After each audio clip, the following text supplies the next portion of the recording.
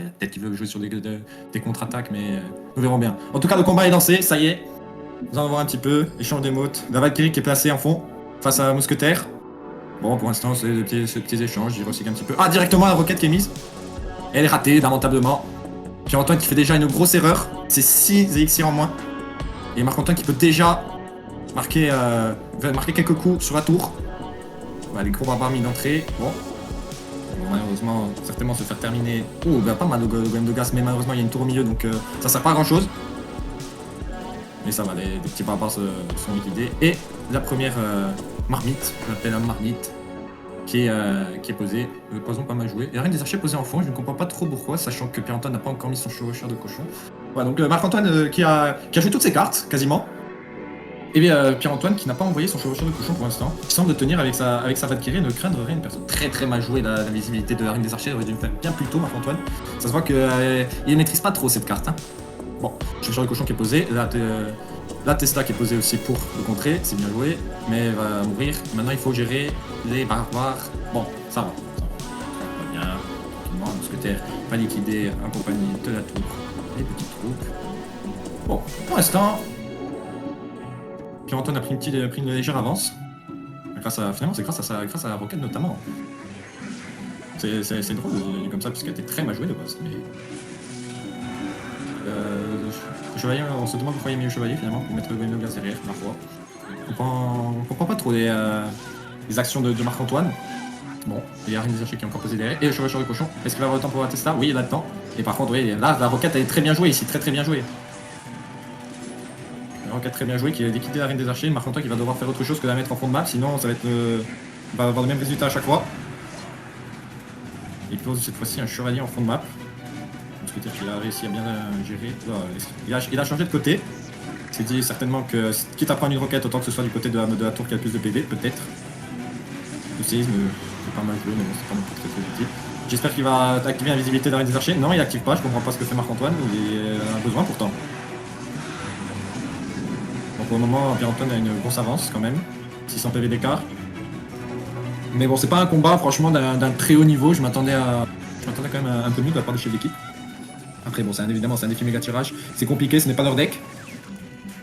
Mais rappelons quand même que Pierre-Antoine est censé avoir un meilleur niveau que Marc-Antoine en termes de trophées. Mais ouais, on a bien l'impression que ces decks sont...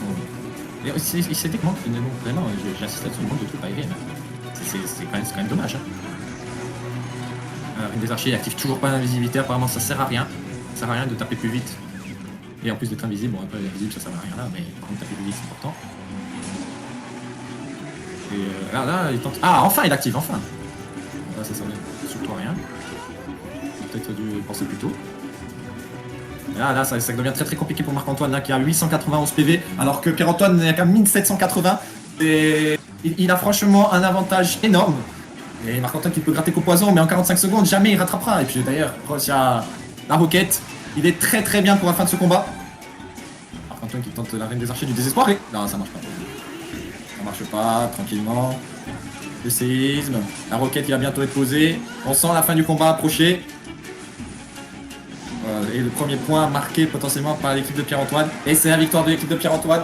Bien joué à eux. C'était un bon combat. Je pense que le choix des troupes a été leur apporté préjudice finalement aux deux parce que je pense que Pierre-Antoine s'est adapté au deck de Marc-Antoine, mais c'est dommage, on aurait pu avoir un meilleur duel.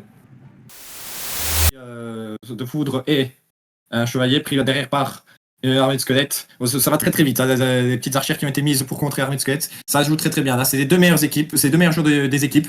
Donc là, on risque d'avoir du gros niveau. La bûche qui est passée pour essayer de contrer quelque chose, peut-être, on comprend pas trop. Par contre, cette fois-ci, c'est la boule de feu qui a été utilisée pour contrer artificière, la sorcière qui est posée en fond, et esprit de foudre qui est placé pour essayer de détruire un petit peu tous ces squelettes et mettre un petit peu de dégâts à la sorcière, et de mini PK envoyé en supplément par Luke, contré par le chevalier et de la Tesla, mais malheureusement le chevalier va pas faire l'affaire pour te mettre un coup à la sorcière, et la Tesla non plus. Ça risque d'être compliqué un petit peu pour Jean-Louis là, mais il a placé ses deux archères, et il y en a une qui part un peu sur le côté, la princesse qui est mise pour essayer de gratter. Ah, malheureusement elle a visé l'archère, ce qui fait qu'elle va mourir.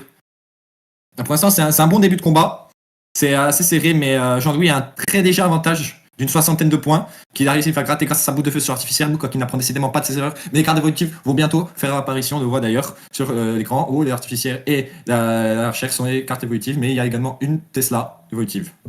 Et le méga chevalier aussi, qui est une carte évolutive que Luke n'avait pas encore sorti, et il a sorti maintenant. On va voir un petit peu ce que ça donne, mais là j'ai l'impression que Jean-Louis n'est pas du tout inquiété. J'ai vraiment cette sensation-là. Donc nous allons bien voir à l'issue du combat, mais franchement, il a l'air de jouer pépère sans difficulté, sans aucune difficulté aucune. Ah, ça c'est une très mauvaise boule de feu, ça. Ça c'est une très très mauvaise boule de feu, Jean-Louis. Et il a essayé il pensait que la princesse allait rester sur son coin. Et du coup, c'est l'artificière qui reste sur le terrain, mais elle peut se faire contrer par la Tesla qui est très très bien placée. Mais le méga chevalier a pris possible. Attention, ça va être très très dur là pour Jean-Louis de tenir. La boule de feu qui est mise. Et là, Jean-Louis qui paye un petit peu en fait sa boule de feu mal jouée. Mais il s'en sort toujours très très bien. Hein. Franchement, toujours pas inquiété. Il arrive même à recaler une Tesla. Alors franchement, c'est très bien joué. Très bien joué. Là, il y a aucun souci là-dessus. Franchement. Et l'arc qui est posé par Jean-Louis. Aïe aïe aïe, là ça va commencer à taper. La princesse des chats qui est morte. L'esprit de foudre. Et artificière. Mais ça va de méga chevalier pour un peu essayer de concentrer les dégâts sur lui. Il va mourir facilement, mais d'esprit sorcier, toujours bien joué. Darkix qui commence à faire des dégâts. Commence à faire de gros dégâts Darkix. Et là, Luke qui est dans une très très mauvaise posture, hein, parce que on ne voit pas comment il peut inquiéter Jean-Louis. On ne voit vraiment pas comment. Ça risque d'être une opération très très compliquée pour l'ancien PT. Alors que Jean-Louis, futur 5,5, et franchement, il joue très très bien. Hein. Il n'y a pas de soucis, et il s'en tire très très bien. Il va peut-être pouvoir réussir à marquer égalisation pour son équipe, je ne sais pas. Très attention parce que Luke a toujours plein de ressources artificielles. Un chevalier très très bien calé pour activer la tour du roi, ça va être encore plus compliqué pour Luke à maintenant. Que Jean-Louis maîtrise, il a 1000 PV d'avance sur sa tour. Et il a réussi avec ses archers à détruire la princesse. Et même son fût ne fait pas grand chose. Hein. C'est impressionnant la maîtrise de Jean-Louis hein, sur ce combat. C'est bien figurant. On sent une maîtrise à peu près similaire à celle qu'a eu Pierre-Antoine sur Marc-Antoine. Franchement, voilà, mais en plus il a pré-shot, hein, c'est très bien joué. On voit que Jean-Louis est un gros joueur de Clash Royale. Et là, malheureusement, ça va être la fin du combat. Victoire de Jean-Louis qui relâche une émote comme si finalement il s'était même pas un petit peu concentré. C'est du Jean-Louis tout craché, c'est du JLV, c'est du connard de service, voilà, il faut dire. Et du coup, voilà, un partout. Jean-Louis qui a réussi à égaliser pour son équipe. Franchement, très bien joué à lui. Alors, nous voyons très bien qu'il y a 4 catégories. Et le premier joueur de l'équipe numéro 2 est Hugo Casano. Hugo Casano va prendre part à ce tournoi maintenant sur ce 2 contre 2. Et nous allons voir qui est le deuxième joueur de l'équipe numéro 2 du coup. Merci. Et donc là c'est parti, c'est lancé. 3 joueurs. Et le deuxième joueur, mais c'est Nathan Blanchard qui fait aussi son entrée dans ce tournoi. Donc maintenant ils peuvent prendre place. C'est les 2 joueurs, Hugo Casano, Nathan Blanchard, vont jouer pour l'équipe numéro 2 dans ce 2 contre 2. Maintenant, l'équipe numéro 1. Voilà, toujours pareil, 4 joueurs. 2 ont déjà joué, 2 n'ont pas joué. Nous allons voir sur qui cela va tomber. Pierre-Antoine Cataneo, dit Jean-Pierre-Antoine, dit la pioche, va prendre part à ce combat. Maintenant, il fait partie de l'équipe de la délégation de l'équipe numéro 1 pour ce combat. Maintenant, le deuxième joueur. Deuxième joueur. Et ça sera de nouveau Luke, qui aura certainement à cœur de finalement laver l'affront qu'il a subi il n'y a même pas 5 minutes. Un affront terrible. Donc, Luke, Cataneo versus Nathan Blanchard et Hugo. Et déjà un premier coup de la part de Luke et Cataneo qui a envoyé le bélier, qui a tapé très fort. Voilà, nous allons voir un petit peu. Donc bon, malheureusement sur ce style de combat très compliqué de commenter en même temps les decks posés et le combat. Mais déjà il y a une attaque un petit peu sur les 2 tours. Le petit gobelin Sarbacane qui est très très bien placé, qui va bien tenir un petit peu, le chevalier aussi très fort. Là, Nathan et Hugo ont eu du mal, à mon avis, à se lancer dans le combat, mais ça y est, j'ai l'impression que ça y est, ils se sont un peu remis dedans, c'est très bien. Et le premier coup du squelette du squelette à bombe. Et ils remettent un petit coup, mais là, cette fois-ci, il y a la boule de neige pour freiner. La TDE posée. Malheureusement, l'archer qui n'activera pas la tour du roi. Malheureusement, évidemment, pour l'équipe de Nathan et Hugo. Heureusement, pour l'équipe de Luke et Cataneo. Ils semblent bien coordonnés, l'équipe de Luke et Cataneo. Je ne sais pas si l'équipe de Nathan et Hugo sont, eux, coordonnés. Je pense, mais je ne sais pas s'ils se parlent même en ce moment. Ça risque de poser peut-être un désavantage pour eux, mais personne ne tiendra rigueur à l'équipe de Luke et de Cataneo parce qu'ils ont très bien fait. de pouvoir communiquer sur ce type de combat. Oula, le gobelin bombardier qui a été envoyé en tant que défense, ça c'est une attitude typique de joueur qui ne savent plus quoi faire. Je commence à craindre pour l'équipe de Monte. Je commence un peu à craindre parce que là, c'est le bélier qui a été renvoyé. Est-ce que cette fois-ci il va être contré? Oula, j'ai l'impression qu'il va reprendre un coup. Non, cette fois-ci c'est bon, ça a été arrêté. Attends. Archer magique. Oula, par contre, là, attention à la Valkyrie. Ça risque de faire très mal. Non, ça va, elle a été arrêtée. Mais là, par contre, c'est les gardes qui ont été posés. Les gardes qui ont été posés pour arrêter cette attaque. L'équipe de Polyfraude et Cataneo. Franchement, semble bien parti. Ces flèches qui sont mal posées, ces flèches. Il y a le gobelin encore à Sarbarkan qui tient. Ça, c'était pas très bien joué de Hook. Encore une fois, la boule de neige qui est utilisée. Ouh des petits gobelins, ils font des petits dégâts. Et là, le combat, il se resserre un petit peu, même si, attention, il y a une tour à 1671 PV qui, franchement, c'est la plus à craindre. Ça, surtout quand on sait que l'équipe de Hook et Cataneo sont dans l'attaque sur la gauche. Et donc, que Hugo et Nathan sont focalisés sur ce côté-là. Et voilà, ce dont ils ont essayé de profiter, mais ça, c'est pas fait. Oulala, par contre, là, c'est des gros dégâts mis sur la tour. Oulala, ça, c'était un gros coup. C'était un gros push, attention. C'est un énorme push, très très bien joué de la part de Nathan et Hugo, qui là remontent complètement de combat. Ils ont pris l'avantage. C'est fou quand même. Oula. Le combat très très très serré. On est passé en x2. Il reste encore 1 minute de combat. Tout est encore possible. Et là, ça va faire 3 petits dégâts, peut-être. Des flèches qui sont posées. Oula, par contre, à gauche, il y a un gros. C'est le bordel à gauche. Attention. Oh, là, le jet qui est pas si mal joué, mais bon, ils sont pas assez troupes, hein, là. Je ne vois pas comment ils s'en tirent. C'est pas mal joué en soi, les gobelins, mais. Oh, la Valkyrie qui sauve tout. Mais attention au chevalier. Attention au chevalier. Par contre, là, la Valkyrie, elle va faire encore des dégâts. Et là, attention, vas-y, il faut pas rater ses flèches. Il faut pas rater les flèches. Oulala. Oh, bien cadré des flèches, même. Très très bien cadré. Ils ont bien pris leur temps. On voit quand même que c'était des joueurs expérimentés. Mais on sent un petit peu de fébrilité. Mais attention côté droit parce que là ça commence à faire très très mal. Il y a une grosse accumulation de troupes. La reine des archers qui est là, qui est présente pour essayer de détruire la tour adverse. Voilà, là ça va se jouer ça va se jouer maintenant. Et c'est une victoire. Oh là, mais quel combat, du suspense partout. C'est ça que l'on veut. C'est ça le combat des légendes, exceptionnel. Voilà, les joueurs sont présents. Une très très belle victoire au bout du suspense de Luca et de Cataneo. Mais attendez, monsieur Ross, parce que je suis le commentateur, j'ai le droit de livrer une analyse. Il y a quand même eu une très belle performance en face de monsieur Blanchard et de monsieur Casano, qui n'ont pas du tout à rougir de leur performance. Maintenant, on va commencer évidemment par une analyse des vainqueurs, du côté vainqueur. Monsieur Ross, qu'est-ce que vous avez pensé un petit peu de cet affrontement? Brillant. Ils sont là, et ils n'ont pas peur, c'est les meilleurs. Même si on avait l'impression qu'on allait perdre, on avait l'impression que c'était fini, eh ben, ils ont retourné la situation et ils ont gagné. Et ça va être comme ça tout le tournoi. L'équipe 2 peut avoir peur et je les comprends, ils ont peur. Très bien. Très bonne analyse. Franchement, il est confiant pour son équipe. Il a eu raison, le choix à payer, manifestement. Ce type de scénario, j'espère que ça se reproduira pour le bien, pour l'entertainment, pour le divertissement, on l'espère. Monsieur Monti, qu'est-ce que vous attendez? Qu'est-ce que vous attendez de votre équipe? De rebondir, une petite analyse de ce match peut-être? Alors ce match déjà, donc comme vous l'avez dit, domination de mon équipe pendant la majorité de cette partie. Malheureusement, retournement de situation à la fin. Bon, c'est comme ça, c'est le jeu, ils ont très bien joué. Alors je sais pas qui avait le sort de foudre de notre côté. J'ai pas trop compris pourquoi il n'a pas été utilisé sur la fin, parce que je crois que ça finissait la tour. Hein. Enfin, je connais pas les dégâts du sort de foudre, mais on a vu une bûche, un sort de foudre et c'était fini. Donc c'est dommage. Peut-être qu'ils avaient besoin d'élixir pour défendre. Bon, je sais pas trop comment c'est passé de leur côté. Et voilà, une belle victoire adverse. On s'incline face à cette victoire adverse et on attend la suite avec impatience. Ok. Nous avons un des joueurs qui est présent là, qui est présent avec nous, Monsieur Blanchard. Vous avez joué cet affrontement. On n'a pas pris l'expérience des joueurs sur le match précédent. Je pense toujours que c'est une bonne idée. Vous êtes là, on en profite. Qu'est-ce que vous avez pensé un petit peu de ce match? Ça a été compliqué au début de maintenir la pression. Après, on a réussi à vraiment développer les troupes et à la fin, on s'est fait déborder du côté gauche. Ils ont réussi à split comme il faut et ça a été dur à rattraper.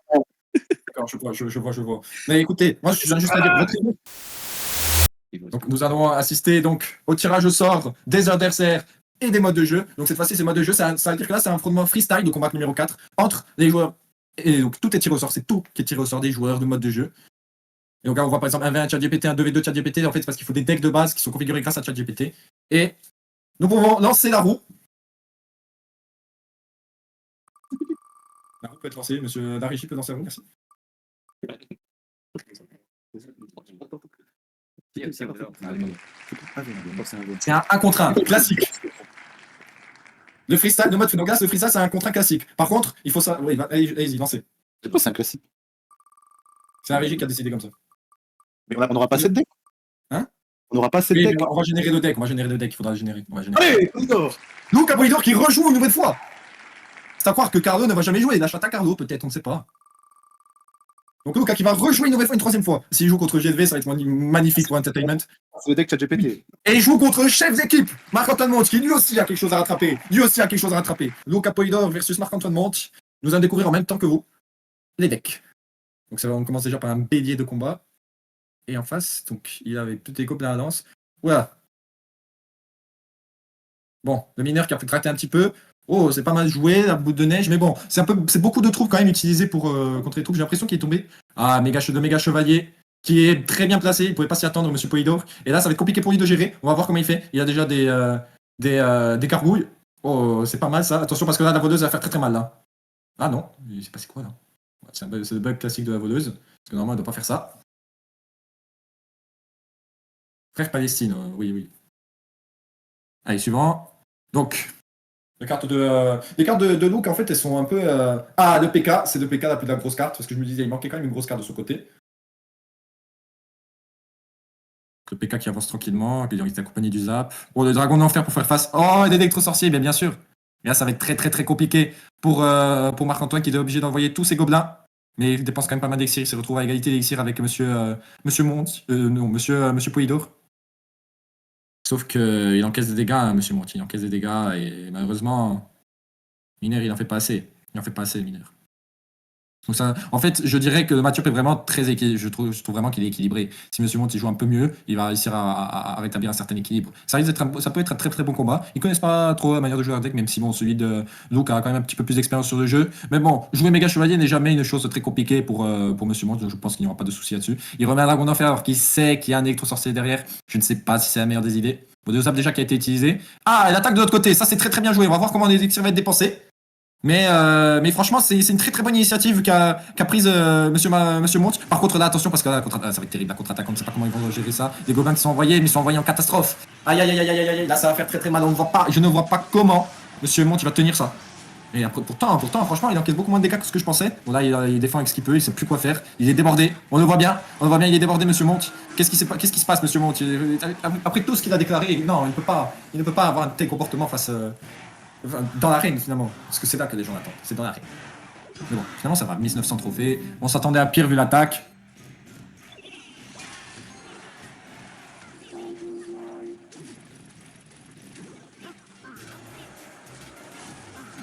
Je comprends pas trop, il continue d'attaquer, t'as toujours la même méthode des deux côtés, sachant que ça lui a porté préjudice. Il continue à mettre un dragon d'enfer alors que PK n'a pas dépassé le milieu.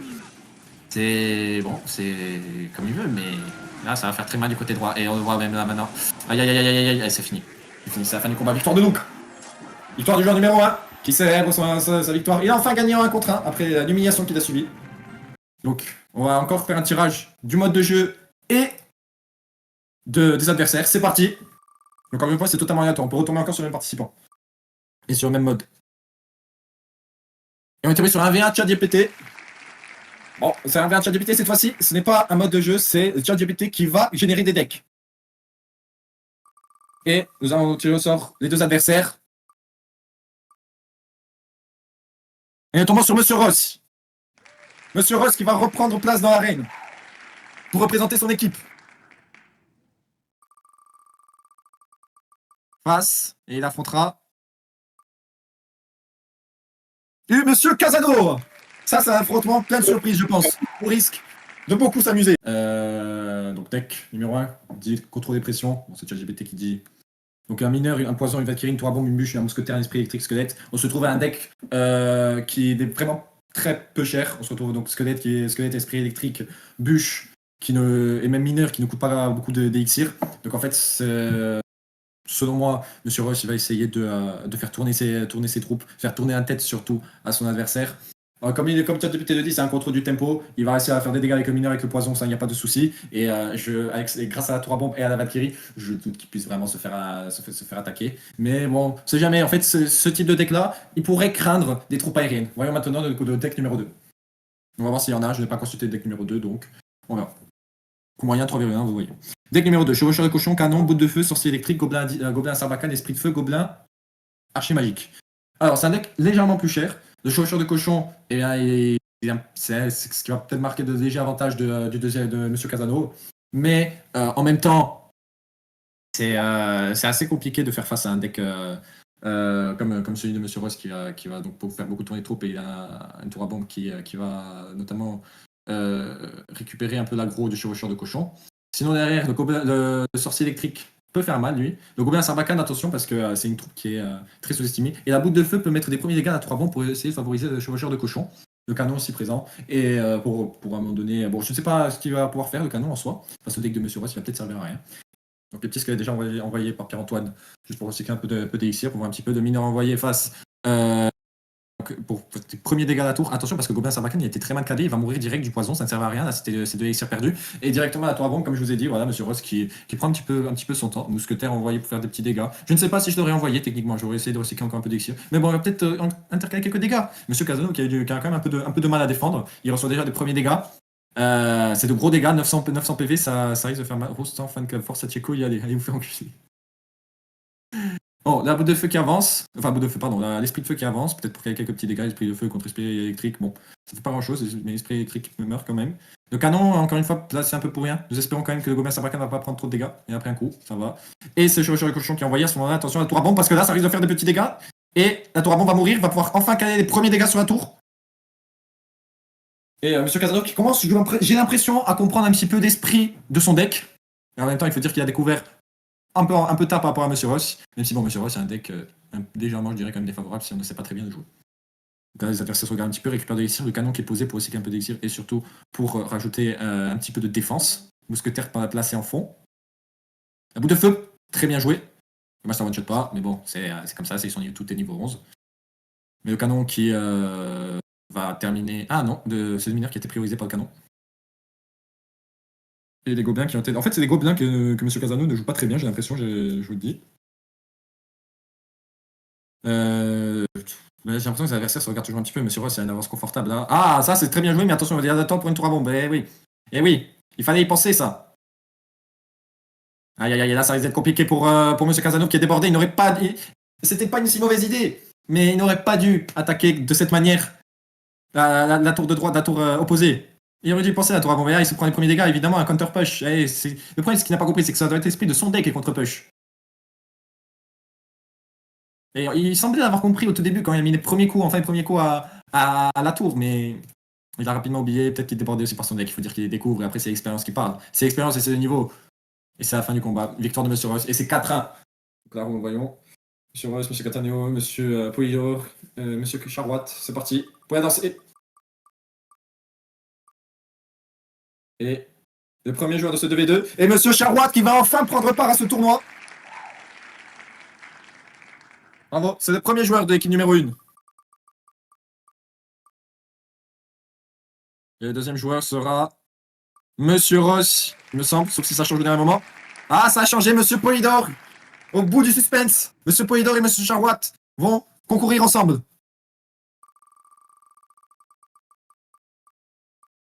Joueur suivant.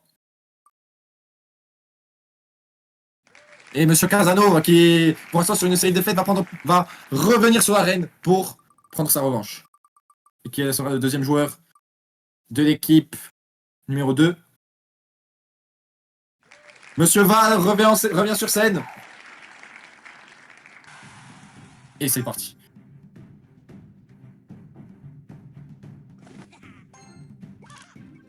Directement, un peu de ce qui est placé en fond face à des archères. Des flèches qui ont été envoyées, j'ai pas trop compris l'objectif, mais bon, pourquoi pas après tout. Finalement, et la Valkyrie qui fait le travail, attention à un contre-attaque avec un sort de guérison. Et le méga chevalier qui est placé.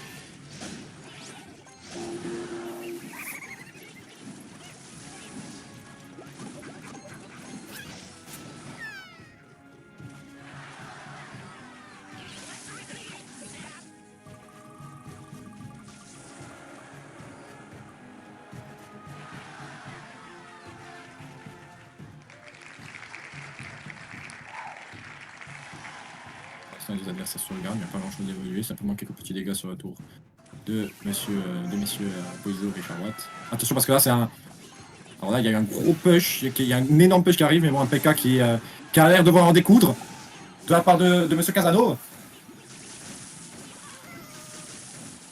Et là l'électro-dragon il va pas servir vraiment, hein. La voleuse qui va se faire one shot quasiment. Et les premiers dégâts sur la tour, attention parce que là ça fait très mal. Ouh aïe aïe aïe aïe aïe aïe aïe aïe aïe aïe aïe aïe aïe, le PK qui a fait ses dégâts.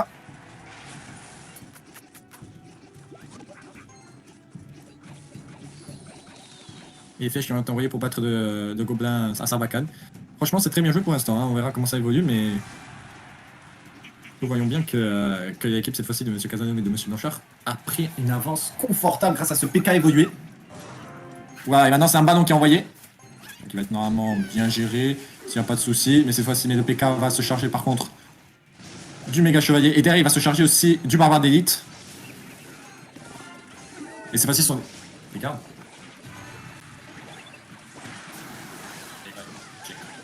Check parce que je ne sais pas qui des deux adversaires avait des gardes auparavant. Enfin, des deux joueurs entre monsieur Polidor et monsieur. Si c'est monsieur Charlotte qui a les gardes. C'est monsieur Polidor, il me semble qu'il y a un souci, peut-être que c'était monsieur Catania qui avait les gardes auparavant. J'espère qu'il y a bien eu un changement de deck. Total.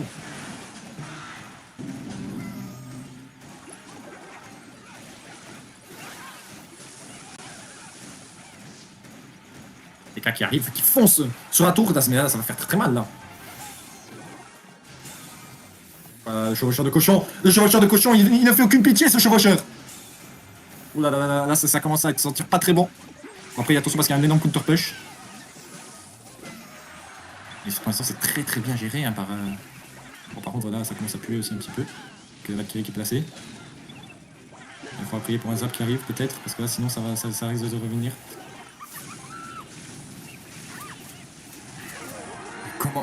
Comment est-ce que les joueurs de l'équipe de Monsieur Maud n'ont pas pensé à ce zap? Ce zap qui aurait pu gagner nos coupes de match. Au 8ème combat.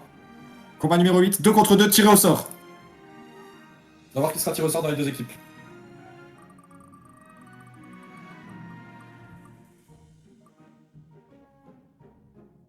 Équipe numéro 1, Cataneo va prendre place dans l'arène.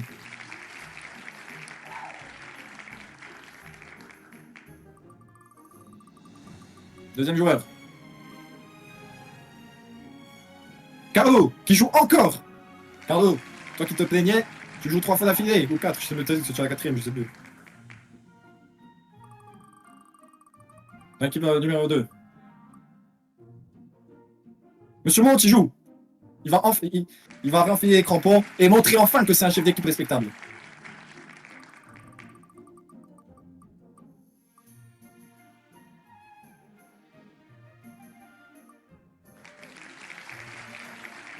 Et Monsieur Hugo sera le deuxième joueur. Et le match est lancé. C'est parti. Donc déjà, le gobelin géant qui est envoyé. Déjà très contré.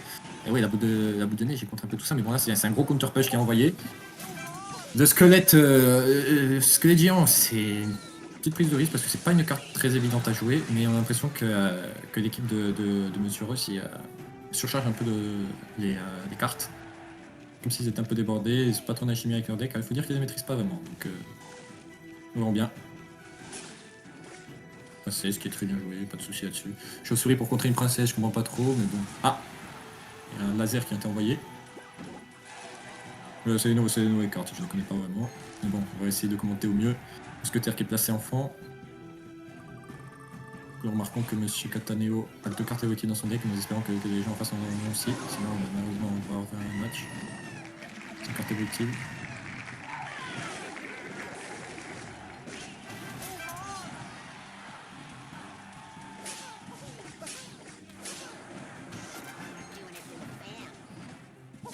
En tout cas, il y a du gros dégâts sur la tour de gauche. Franchement, il y a un bon push de la cage Goblin.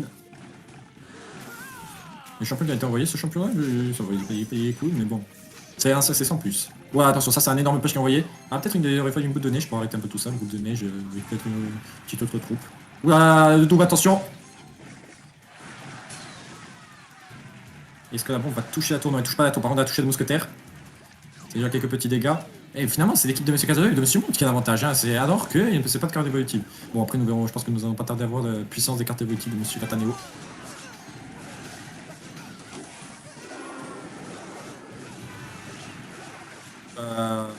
Là. On sent, en fait, c'est la particularité du deck, des decks cumulés de M. Cataneo, M. Monte et M. Casanova, c'est qu'en fait, il y a plein de petites troupes qui engagent vite un surnombre sur la tour adverse. Et c'est ça qui fait leur puissance, en fait. Franchement, c'est très très bien joué, même. Hein. Il faut penser à ce genre de configuration. Comme quoi, c'est pas forcément les meilleures troupes qui font les meilleurs combats. Hein. C'est des fois surcharger un nombre de troupes spécifiques et ça suffit. Attention, la première carte évolutive qui a été envoyée. Voilà. Là, il y a eu une tentative de pulvériser. Et c'est victoire. Ok, c'est passé. Je sais pas ce qui s'est passé. Mais bon, victoire. En tout cas, on peut remarquer l'agressivité de l'équipe adverse dès qu'ils perdent. Oui, mais vous inquiétez pas, cela a été noté. On mène. Un contre un en deck classique. Donc mode deck classique. Nous allons tirer au sort des participants. Monsieur Ross, qui va pouvoir jouer. Et qui va avoir peut-être justifié son agressivité. Peut-être.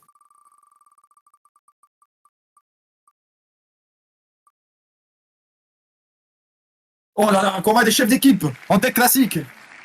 Monsieur Ross versus Monsieur Monte, comme au premier combat. Cette fois-ci, c'est pas méga tirage, c'est deck classique. Il peut y avoir une part d'inégalité dans ce combat, donc nous verrons bien. Déjà, les deux petits squelettes qui ont été envoyés.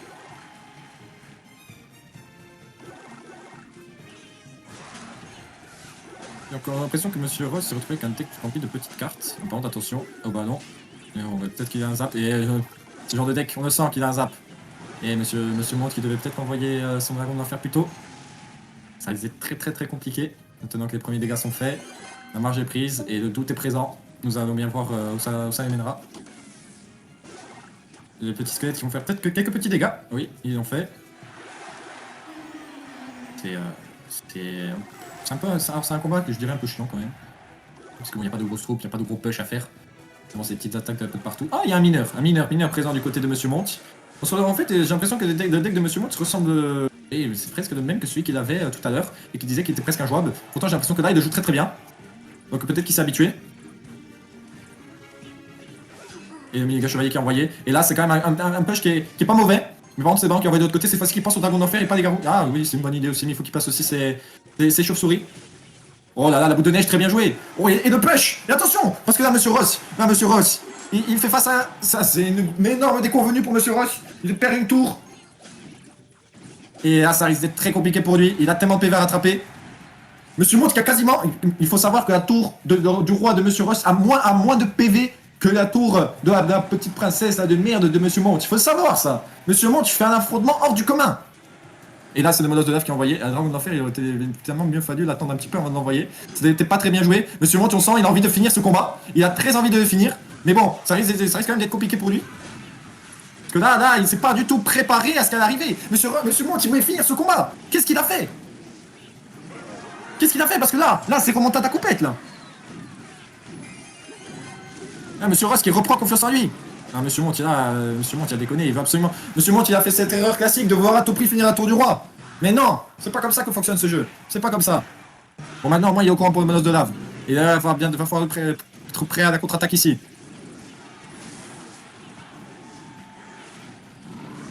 Ok, ça va, c'est plutôt bien géré. Attention aux barbares. Un méga chevalier peut-être pour arrêter les barbares, non? Ok, des gobelins et les chauves-souris. Ça va, c'est plutôt bien recyclé.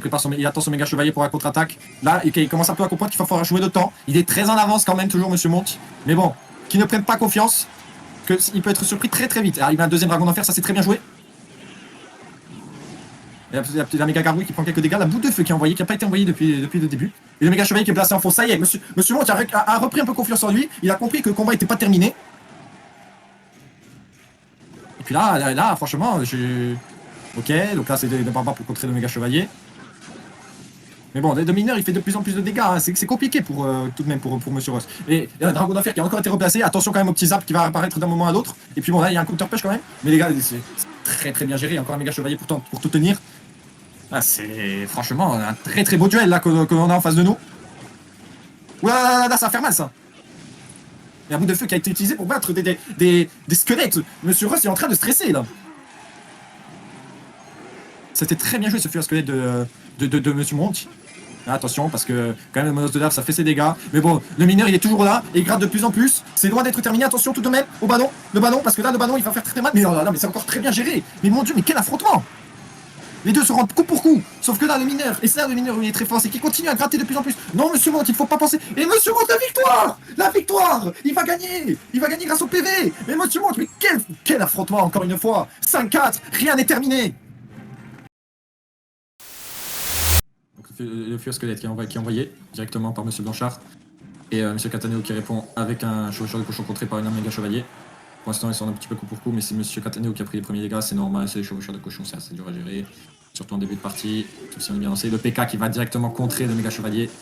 Ah c'est quand même un match-up un peu compliqué quand même je trouve pour l'instant pour Monsieur Blanchard.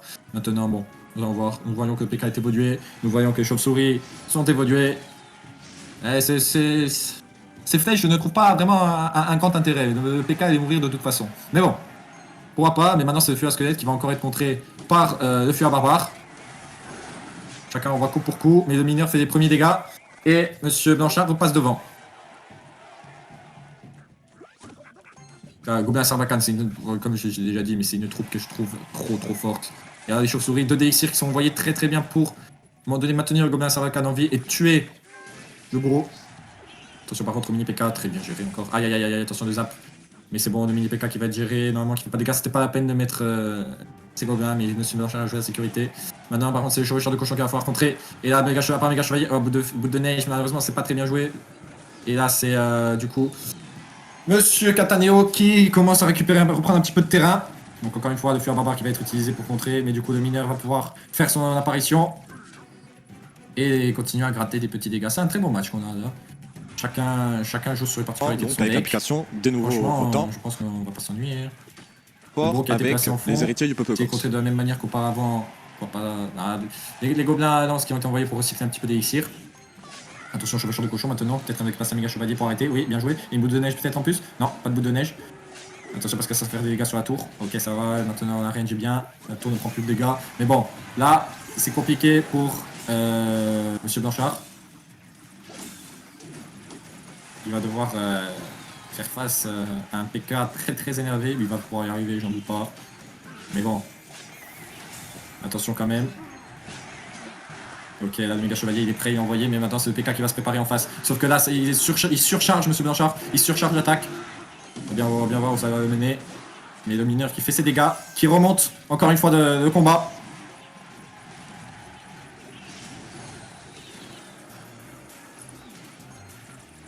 Attention parce que là c'est des... le push il est puissant là. Aïe. Aïe. Alors là ça va être terriblement dur. Eh oui, c'est la victoire de Monsieur Cataneo.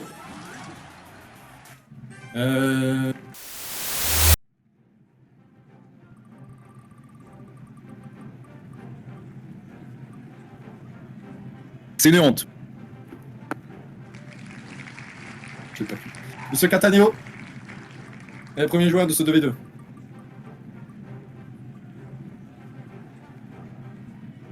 Et Monsieur Ross, d'ailleurs c'est lui sur la photo. Regardez comme il est beau. C'est le deuxième joueur de ce 2v2.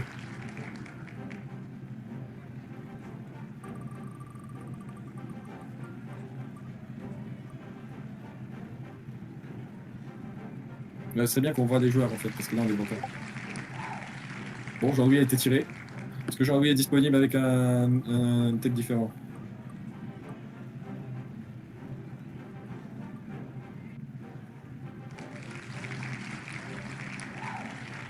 Avec Monsieur Monty.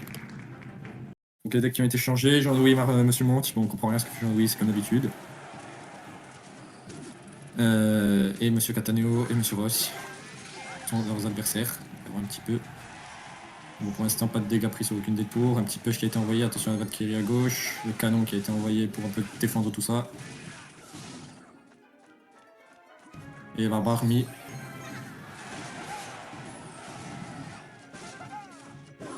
Oui, d'accord. Qui tue son fils. La cage à guerre.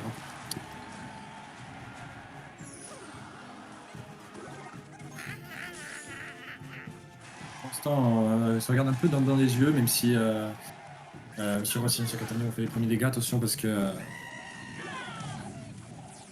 Il y a une petite push qui a été envoyée, mais la T2 contrôle tout ça.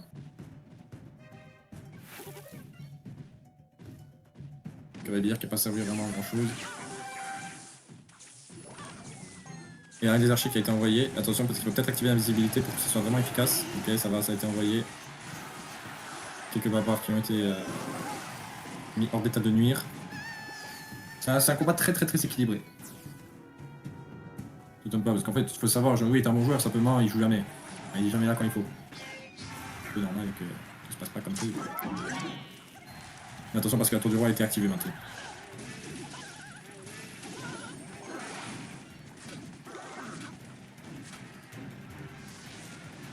La boule de feu envoyée pour faire quelques petits dégâts à la sorcière. Mais attention par contre, parce que là du coup c'est des cochons qui peuvent faire la rentrée.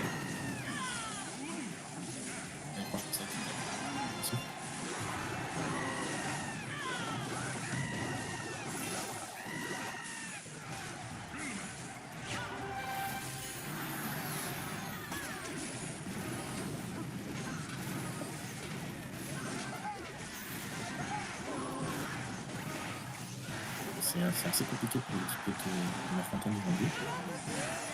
Là, comment ils vont faire pour réussir à faire des dégâts? C'est un bon combo qui est en face, ça va être compliqué pour eux. J'ai l'impression que M. Ross et M. Catano veulent clore un petit peu cet affrontement.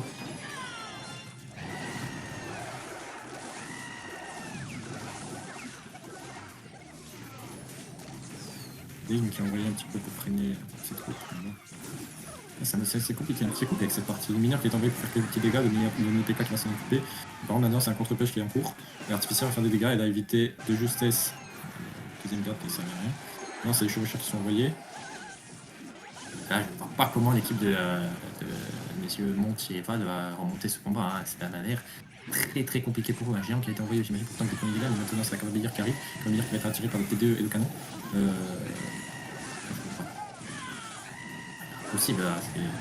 Pourtant, la tour du roi a été activée, mais là c'est la fin du combat. Monsieur Monti et Eva n'ont rien pu faire. Et le combat est lancé. Leonidas versus Doomeboy. Ross versus Monti. Et déjà, une Tesla qui a été mise. Monsieur Monti qui priorise plutôt des squelettes et un chevalier pour recycler. On va voir leur vrai niveau, j'imagine, sur ce 1v1. Et donc là, c'est une Tesla directement avec un Archix qui a été mis. Et là, maintenant, c'est l'Archix qui va taper de gros dégâts sur la tour du roi. Donc là, attention, ça va faire très mal l'Archix. Aïe, qu'est-ce que... Waouh! Mon Dieu! Monsieur Ross qui ne devait pas du tout s'y attendre. Ah là là, 680 PV pour Monsieur Ross. Ça risque d'être très compliqué. Bon, maintenant, il sait à quoi s'attendre. Mais le retard est tel que je ne vois pas, sauf si Monsieur Monti joue mal, comment il pourrait se faire attraper. L'Archix défensif placé pour rien, puisque Mausev, à ma connaissance, ne prend pas les dégâts de l'Archix, sauf s'il y a quelque chose de nouveau sur le jeu, mais bon. Monsieur Ross qui se plaint, mais en fait, finalement, tout à l'heure, il était tombé sur un deck similaire au sien. Ballon Mose de lave. Et les petites archères pour essayer un petit peu d'arrêter tout ça, mais bon... Très bien joué des squelettes pour prendre l'aggro du dragon de l'enfer. Et attendez, ce push va bien pouvoir être arrêté. En fait, ce qui m'a semblé très étonnant, c'est Archix. Archix, pas trop compris. Mais sinon, le reste, franchement, bien joué de la part de Monsieur Monti qui tient pour l'instant très bien son fight. Mais encore un Archix défensif, enfin m'expliquer, mais là j'ai l'impression qu'il veut tenir autant. Il a peut-être le sentiment qu'il ne pourra pas remporter ce match en cassant une tour. Il veut jouer défensif, mais après, est-ce que défensivement c'est le meilleur match-up en face? Je ne pense pas. Je pense que là, ça risque d'être très compliqué pour lui s'il ne veut pas passer à l'offensive. Une carte évolutive. Attention, parce que si Monsieur Monti n'a pas de carte évolutive, il peut y avoir des sanctions. Mais bon, on verra bien.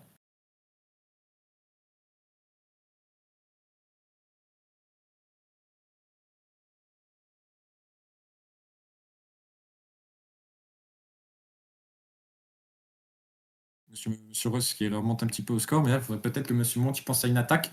Il serait temps, je pense. Ah, il compte attaquer à la bûche qui fait 42 dégâts. Bon, c'est comme il le souhaite. Mais c'est très risqué. Parce que là, en face, il va se manger un gros push. Ah, le push qui va faire de gros dégâts. Un bout de neige. Là, ça va être très compliqué pour Monsieur Monti. Hein. Eh oui, eh oui, eh oui, eh oui. Eh bien, écoutez, sur cette victoire de Monsieur Ross, quand même, au bout du suspense, parce qu'il faut quand même dire que Monsieur Monti s'est battu de toutes ses forces. On va quand même faire une petite interview d'après-match. Donc déjà de ce combat-là, et puis après du match global. Monsieur Monti, qu'avez-vous quand même pensé de ce combat-là? Parce que même si vous n'aviez pas de carte évolutive, vous vous êtes donné à 100% et on l'a vu. Qu'est-ce que vous avez pensé? Alors, il faut noter que dès qu'il a posé sa Tesla au début de la partie, je savais que j'allais mettre beaucoup, beaucoup de dégâts à sa tour, parce que j'avais juste à cycler mon chevalier et puis mettre mon Arkix et ma Tesla. Disons que c'est le combo principal de mon deck. Et comme il avait déjà gaspillé 4 d'élixir, ça allait faire beaucoup de dégâts. Mais je savais que ça allait pas être fini, parce que il suffit qu'il joue sur la tour opposée, donc c'est ce qu'il a très bien fait d'ailleurs. C'est classique quand on joue un deck Arkix, de jouer la tour opposée. Et moi, je devais cycler ma boule de feu et ma bûche, mais le problème, c'est que défensivement, ça devenait trop compliqué quand je devais cycler. Et c'est ce qui s'est passé. Dès que j'ai essayé de finir la tour, et défensivement, ça suivait pas. Et il a pu me prendre la tour opposée. Et alors moi, monsieur Monti, j'avais quand même une petite remarque à faire. J'ai pas compris, plusieurs fois, vous mettiez l'Arkix au milieu, alors que vous vous retrouvez face à un deck Monos de Lave Ballon, qui joue sur, Oui. qui joue sur des bords. Vous aurez peut-être Oui, dû alors, plus orienter votre Arkix, si vous voyez vraiment qu'il prenne l'aggro. oui, c'est vrai que le fait qu'il joue aérien, mon Arkix n'a pas trop servi en défense. C'est vrai sur ce point-là que, bon, mauvais choix tactique de l'avoir placé ici, mais voilà, après, son pêche était beaucoup trop difficile à contrer avec ma défense, et ouais, il a bien joué la contre-attaque. Vous aurez peut-être pu à un moment donné, parce que j'ai vu qu'à la fin vous jouiez les sorts pour essayer de finir sa tour, vous aurez peut-être mieux fait de tenter, comme vous avez fait d'ailleurs dans un combat précédent où vous avez gagné, un push dans le sens où vous remettiez une Tesla Arkix pour attaquer sa tour. Certes, il pouvait peut-être s'y attendre, mais ça ne coûtait rien. Et puis potentiellement ça lui prenait un peu d'élixir et ça lui enlevait une opportunité d'attaque. Alors oui, c'était possible, mais il faut savoir que Arkix, Tesla, souvent ça crée un gros déficit d'élixir parce que l'Arkix, il n'a qu'un objectif, c'est d'attaquer. Donc si on le maîtrise en faisant un échange positif d'élixir, la contre-attaque, elle est très très très difficile à défendre. Et c'est ce que je craignais. Donc c'est pour ça que l'Arkix, je le joue uniquement quand j'arrive à mettre mon chevalier au fond du terrain et que j'ai un léger positif en élixir. Mais bon, là, j'ai pu le faire qu'au début de la partie quand il a posé sa Tesla, ce qui m'a offert directement un avantage. Mais j'ai pas pu le faire dans la suite de la partie. C'est vrai que vous aviez un avantage sans précédent. Vous l'aviez envoyé à 600 PV. Et c'est dommage d'ailleurs parce que franchement, je Bah, vous voyais. c'est la grosse Oui. force de ce deck. Mais après, voilà, ça peut très vite tourner pour le côté adverse quand ça joue très bien en face. Oui. Monsieur Ross, qu'avez-vous pensé de ce match, de ce combat? Bon, faut être honnête, il pouvait rien faire face à mon deck. J'avais le meilleur match possible. Alors oui, il a fait une bonne attaque au début parce que j'avais pas les cartes qu'il fallait, mais après il pouvait rien faire. Faut être honnête. Même s'il prenait la tour, il avait quand même, je pense, aucune chance de victoire. Je pense aussi, mais bon, ça aurait quand même mis peut-être un petit coup au moral. Et puis, on a bien vu avec votre combat précédent, chacun vous aviez pris une tour. Et puis au final, c'est Marc-Antoine qui avait gagné puisqu'il avait fait plus de dégâts sur la tour du roi. Après, c'est sûr qu'avec ce deck-là, c'est très compliqué. Mais oui, je suis d'accord avec vous. Je pense que vous avez le meilleur match-up, notamment sur le fait que vous dominez. Pour le combat d'avant, il avait pris la tour avant et j'ai réussi à la récupérer par la suite, même si j'étais mal. Vous avez vu que j'arrive souvent à retourner les situations. Là, c'est ce que j'ai fait. Mais j'étais confiant. Oui, et Je suis vous aviez très bien. équipe, en tout cas. Grâce à eux, on a gagné et je suis très fier d'eux. Sauf Carlo. Oui, justement, on va en venir. Ce match, ce combat des légendes, qui se solde sur un 8-4. Alors, franchement, je vais vous dire moi sincèrement, non pas en tant que commentateur, mais en tant qu'organisateur, quand je vois un petit peu les match-ups des équipes, j'ai fait face à de très belles surprises. J'ai vu de très belles surprises aujourd'hui. Notamment, les surprises, je vais dire son nom parce que je ne m'y attendais pas du tout, Monsieur Hugo Casano, du haut de ses 6000 trophées, qui arrive à arracher, il me semble, 2 ou 3 victoires, je ne sais plus. Enfin, c'est quand même très très surprenant. Et ça montre aussi que Clash Royale, le niveau, il ne se voit pas que dans les trophées. Il ne se voit pas que dans les trophées. Et grâce à lui, il y a eu quand même un certain, notamment grâce à lui, mais aussi grâce à toute l'équipe de Monsieur Monti, il y a quand même du niveau. Il y a quand même beaucoup de niveau face à l'équipe de Monsieur Ross, qui était un petit peu vue comme les Avengers, les Galactiques, un peu de cet affrontement, puisque on a se retrouvé 4 joueurs, tous autour de 9000 trophées. Mais finalement, on a bien vu que c'était quand même assez compliqué quand même pour eux. Plusieurs combats qui se sont soldés à un à 15 PV et l'autre à pas grand-chose non plus. Enfin, on a quand même relevé un certain niveau. Je voudrais avoir un petit peu votre avis, Monsieur Monti, sur le match en son entier. Voir un petit peu, peut-être, est-ce qu'il y a des regrets, quelque chose que vous êtes content un petit peu. Enfin, dites-nous un peu vos impressions. Alors, des regrets, aucun regret, mis à part peut-être, voilà, mais ce n'est pas un regret, les quelques parties qui se sont jouées à pas grand-chose, mais 15 PV pour une tour, là, pour ma partie, voilà, j'ai pas eu le temps de finir la tour, d'autres parties aussi qui étaient très serrées, mais ça fait partie du jeu, voilà, on sait qu'il peut y avoir des retournements de situation, c'est le jeu qui est fait ainsi. Et sinon, dans la globalité, voilà, je trouve que le score est cohérent avec le niveau des deux équipes, 8-4. Je pense que ça représente bien le niveau globalement. Voilà, on a une équipe qui était très bien préparée du côté de M. Ross. Donc voilà, je ne peux que m'incliner et dire félicitations à l'équipe adverse pour cette victoire méritée de leur côté. Monsieur Ross, un petit avis sur le match en son entier. Vos impressions? Forcément, très heureux de la victoire. Un peu déçu de l'organisation, elle était très très mauvaise et j'espère que ça n'a pas été trop négatif pour l'équipe adverse. Nous on était préparés à ça, on le savait en amont, mais sinon je suis très content de mes joueurs. Belle victoire en tout cas, l'équipe adverse a montré un beau visage et je suis très content de cet event malgré tout. Très bien. Nous voudrions quand même on a un petit hommage, peut-être qu'il prendra la parole d'ici la fin de ce live, à Ilan, qui a encore une fois encadré un petit peu cette organisation. C'est un peu plus compliqué, certes, il faut savoir qu'il y a plus de concurrents. C'est plus compliqué aussi, on se voit moins tous. Chacun a une vie, c'est très compliqué d'encadrer ce genre de choses de manière bénévole, et pourtant il a fait une nouvelle fois. Bon, il ne pourra pas intervenir, mais il faut quand même lui rendre un certain hommage. Je pense que vous serez d'accord avec moi, chef d'équipe. Ouais, moi, je suis d'accord. Après, je ne sais pas si ça sera réciproque du côté de Ross, au vu de ce qu'il a dit à propos de l'organisation, mais bon, je le laisse commenter sur ce point-là. Monsieur Ross, nous attendons que vous preniez la parole. Vous voulez que je commente sur quoi, pardon? Nous tenions quand même à rendre hommage à. Oui, non, mais tout à fait. Il faut quand même rendre hommage aux bénévoles, même si j'ai trouvé qu'ils ont été plus performants lors de précédents events. Et comme je l'ai dit, monsieur Ross, il y a plus de concurrents. C'est Mais totalement c'est différent. c'est pas grave. Mais on ferme le débat là-dessus. Je suis très content de l'event malgré tout. Une belle victoire. Et une équipe en face qui a montré un beau visage. Je remercie mes joueurs, notamment Polyfraude, Cataneo, Carlos. C'est bon, c'est tous mes joueurs. Merci. Ah, ouais, c'est très, très bien dit. Bon, Et je tiens à rendre hommage à notre coach Cassio, qui a quand même fait beaucoup pour nous et qui est le chef du clan La Pioche, qui a accueilli quand même l'event. Merci. pas de souci, on lui rend aussi hommage. Et puis bon, sur ce, je pense qu'il est temps. 8-4, c'est la fin de cet affrontement de légendes. Peut-être pas la fin des événements 5 demi-prod, mais en tout cas, ça a été l'affrontement de l'été. Et je pense qu'on s'est tous amusés. On a vu des beaux jeux. Faudra renommer la chaîne 7,5 alors, non? Ouais, non, ça suffira. Ou alors c'est vous qui la reprendrez, on verra. Je sais pas, on Mais verra. Peut-être pas moi, je sais pas. on verra. Moi, on compte sur vous pour assurer l'avenir et pour nous rendre un petit peu hommage aussi à travers du niveau, à travers de la volonté, de la détermination. Et, et voilà, qu'est-ce que je peux dire de plus? Oui, bravo à tous, bravo vainqueurs, mais bravo aussi aux perdants qui se sont battus jusqu'au bout. Dommage pour monsieur Val, qui a décidé de jouer quelques parties en voiture. Mais bon, ça c'est son problème. Qu'est-ce que je pourrais dire d'autre? Oui, je pense qu'il est temps de clore. Merci à tous d'avoir regardé ce live. Et on se reverra peut-être une prochaine fois, sûrement un apéro. Allez.